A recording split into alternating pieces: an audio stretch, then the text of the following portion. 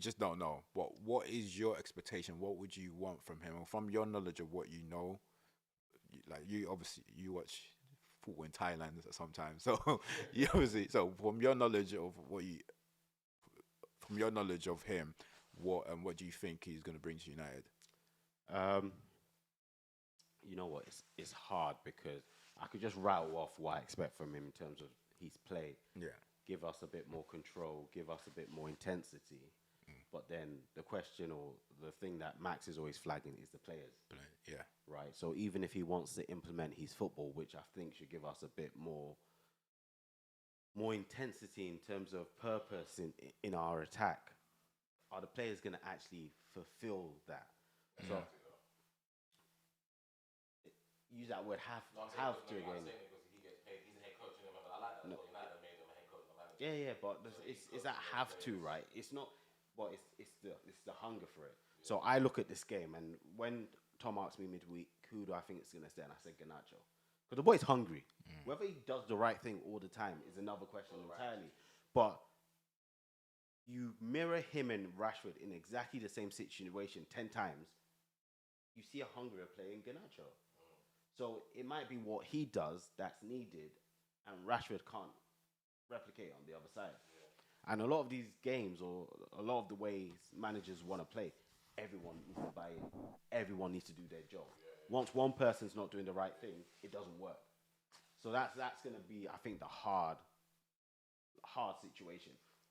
We're not great, but I think for us to create more chances to score more goals, we need to be on the front foot. And for us to do that, that intensity needs to be at it. And I think he will bring that with the way he plays football. It's just I worry whether or not we've got the personnel. But I'm hoping three at the back as well will give us a bit more solidity. But where I fare with that three at the back is that when we have played three at the back, the centre backs at the side and the wing backs communication, it creates a gap. We've done it in the past where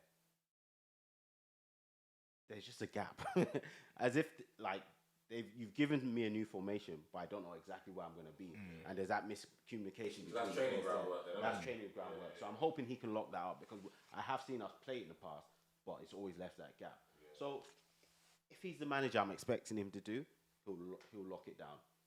And it goes back to players that are able to fulfill that role. Yeah. Right? Because if I need somebody of a particular profile to make that solid, and I don't have it, then it's going to take a while before it actually shows on the pitch.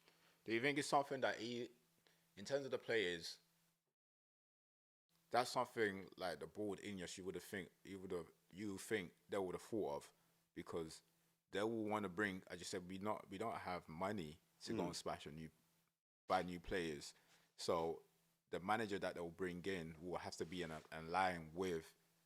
I don't think it can be. There's a limit, right? Like, yes, we've got these players, and there's a manager that plays the kind of football we want to play, but you're not going to say that every player fits the profile of what he No, I'm not needs. saying every player fits the profile. I'm saying they will, like, in terms of the manager want to go and get, there will be an understanding that, look, we can't go and splash and build a new team for you. Agreed. So you need to make the most of these players. Yeah. And then he would change. It doesn't change. I get, whether or not they can but do for it. him, and if he agrees to it, say, okay, cool, yeah, I know you can't go and splash and buy me new players. So I trust that I can get the best out of these players. So that's my point. So in his head, he's gonna think, okay, yeah, is the challenge that you're giving me? Yes, I can. So he's probably told him, because if he says no, I can't, then I don't. Look, we knows that I don't in think this real world. How many people say no? I He can't. wouldn't have said no anyway. How many? So we won't even know. In this Yeah, real we world, wouldn't know. We wouldn't know. Yeah. We wouldn't know. But as I'm saying, with him, he said it himself anyway. He said, look, he told them, let me come at the end of the season. And they're saying it's now or never. Yeah, and if he had guts, he would have said no. Yeah, because if you wanted to wait to the end of season, if you were a manager that had the guts, you would have said no. So that goes back to you have to get the best out of them. You're not going to say no. You're going to say yes. And even if you say yes, you are believing in your ability. It still doesn't mean that when you get there and Rashford society is not doing anything. Of course, of course. And I think for him, really is when he gets there is, and I think you are right. rightly so, not all those players are going to fit his profile, but he is going to get a bit of money to spend, and that bit of money is him identifying what's important to him in that the way he plays, and trying to identify a player that can fit in that. I might not be able to fix the rest. Go Ecuador. Yeah, I might not be able to fix the rest.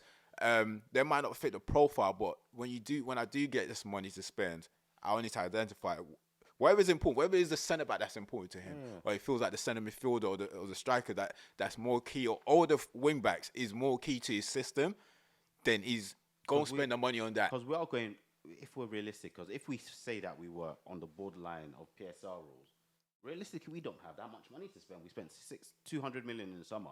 We have to go and find useful players. So when I watch football, and Tom said, I watch football everywhere, and there's certain attributes that are better in different countries, right? So if I'm looking for someone with energy and pace, like wing backs that fulfill the requirements, I'm going to South America because they play football at 100 miles an hour.